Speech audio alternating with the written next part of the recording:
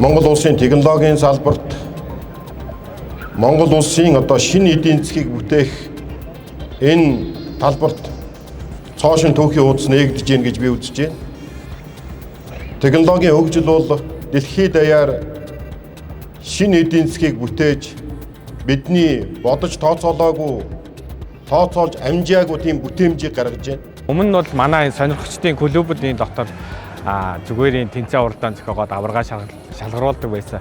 Одоо бол анх удаа ийм улсын хэмжээний FPV буюу мэргэжлийн төрөлд нь оролцож байгаа. Баян-Улгийн аймгийн Удаан сумаас одоо оролцохоор ирсэн. Араад саатуулаа тавих төхөөрөмж, за мөн дорон саатуулах төхөөрөмжийг одоо ингээд хийгээд хийсэн бүтээлийг одоо сайжруулах энэ үүднээс бас энэ тэмцээнд бас оролцож байна. Манайх 11 хүүхдийн бүрэлдэхүүнтэй баг болж одоо оролцож байна. За манайх хой төрөл болон өөр огцрох төрөл, за дээрээс нь сонирхолтой ангид ингээд 3 төрөл хүч одоо өөрсдийнхөө ахвал цамбааг сорих гээд хүрээд ирсэн байж байна. Цаашдаа одоо ингээд 2026 оноос эхлэн энэ өөрөө уламжлалт тэмцээн болоо явагдана.